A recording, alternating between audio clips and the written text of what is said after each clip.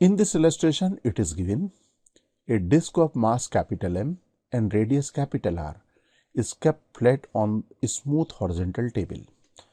आप देख सकते हो ये डिस्क है कैपिटल एम मास की, जिसकी रेडियस कैपिटल आर है, और इसको रखा हुआ है स्मूथ हॉरिजॉन्टल टेबल पे। ये हमारे पास ग्रीन कलर की सरफेस आप देख रहे हो, ये फिक्स हॉरिजॉन्टल सरफेस है।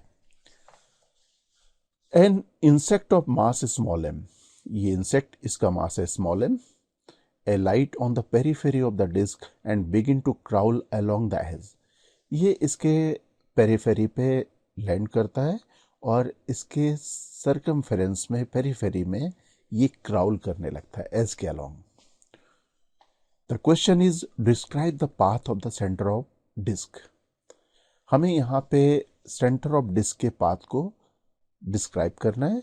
साथ साथ हम लोग ये भी लर्न करेंगे कि यहाँ पे जो इंसेक्ट है उसका पाथ कैसा होगा, जो हमारा डिस्क प्लस इंसेक्ट है उसके सिस्टम का सेंटर ऑफ मास का पाथ कैसा होगा, इसके बारे में हम लोग यहाँ पे डिस्कस करने जा रहे हैं।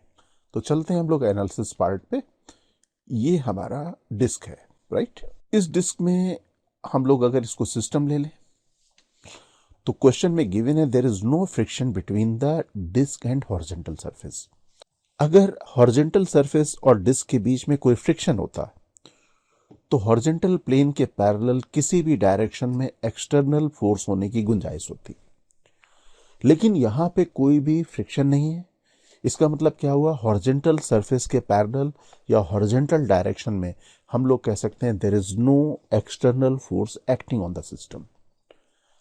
जबकि वर्टिकल डायरेक्शन में फोर्सेस हैं, लेकिन वो बैलेंस हो रहे हैं, क्योंकि वर्टिकल डायरेक्शन में हमारा डिस्क इंसेक्ट हमारा मूव नहीं कर रहा वर्टिकल डायरेक्शन में। इसका मतलब क्या हुआ, हम लोग कह सकते हैं there is no net force acting on the system in the horizontal direction and vertical direction. अगर ऐसी सिचुएशन गवर्न होती है तो हम लोग कहेंगे इनिशियली सिस्टम का जो सेंटर ऑफ मास है वो रेस्ट में था।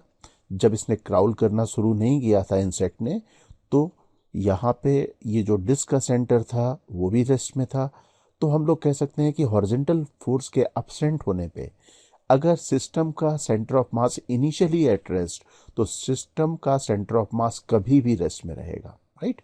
और ऐसी सिचुएशन कैसे पॉसिबल है कि अगर हमारा सेंटर ऑफ मास सपोज यहाँ पे है, this is the centre of मास।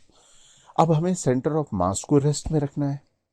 अगर सेंटर ऑफ मास को रेस्ट में रखना है और यहाँ पे मोशन हो रहा है इंसेक्ट का, कहाँ पे, ये क्राउल कर रहा है एज में, तो ऐसी सिचुएशन तभी पॉसिबल है जब सेंटर ऑफ द डिस्क भी सेंटर ऑफ मास के रिस्पेक्ट में रोटेट करे।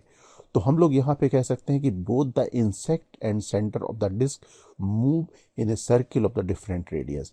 इसकी रेडियस होगी इतनी, सेंटर ऑफ मास से ओ तक की distance, this the radius of rotation of the disc, और ये सेंटर ऑफ मास से इंसेक्ट तक की जो डिस्टेंस होगी that is the radius of the rotation of the insect. तो path of the rotation of the insect circular होगा कुछ ऐसा, right. This is the path of the motion of the insect, इस तरह से मूव करेगा। हम लोग कह सकते हैं कि ये काउंटर क्लॉकवाइज डायरेक्शन में मूव करेगा।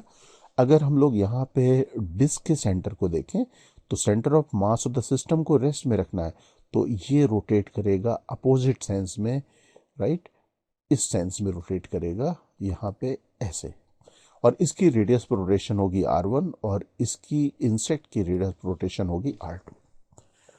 अब हम लोग यहाँ पे radius of rotation of the disc centre calculate करते हैं, राइट। इसका मतलब क्या हुआ कि हमें यहाँ पे सेंटर ऑफ मास से सेंटर ऑफ द डिस्क तक की डिस्टेंस कैलकुलेट करना है, that is the radius of rotation of the disc, okay. अच्छा, एक चीज और भी देख लेते हैं कि यहाँ पे ये मोशन कैसे हो रहा होगा। हमारे पास सबसे पहले सेंटर ऑफ मास यहाँ पे है, इंसेक्ट यहाँ है, सेंटर ऑफ द डिस्क यहाँ पे है।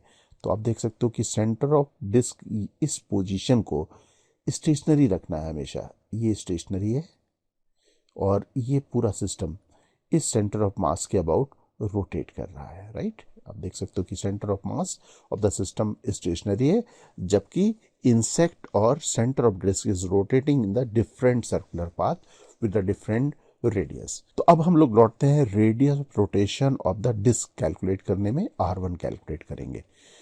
R1 डिस्टेंस होगी distance of the centre of mass of the system, this one, from the centre of the disc, right. ये हमें डिस्टेंस हमें यहाँ पे कैलकुलेट करनी है। तो अगर हम लोग इसकी डिस्टेंस कैलकुलेट करना चाहें यहाँ से, तो we can write R1, this R1 equal to small m multiplied by capital R divided by total mass, right. हम लोग सेंटर ऑफ मास की डिस्टेंस यहाँ से कैलकुलेट करने के लिए फॉर्मूला लगाएंगे m1 R1 plus m2 R2 divided by m1 plus m2, right. Now let us calculate the value of R1।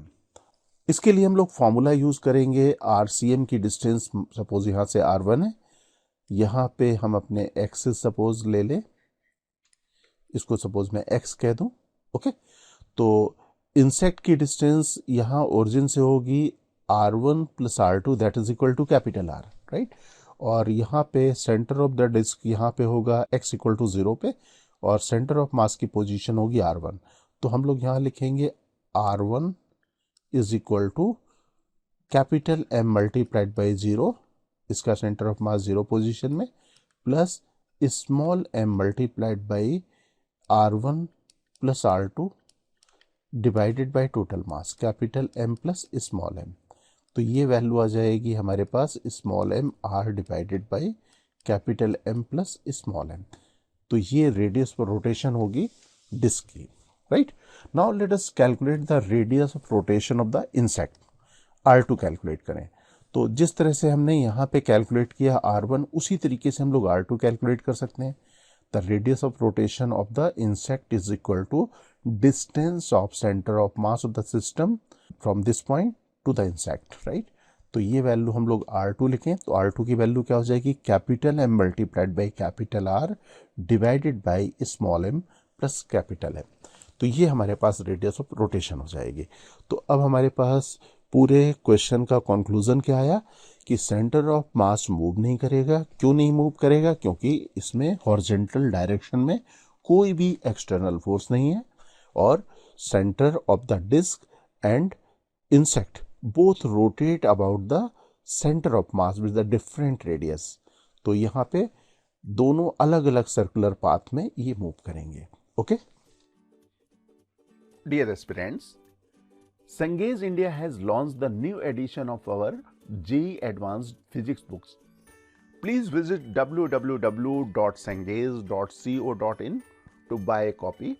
You can also buy the books from Amazon or Flipkart.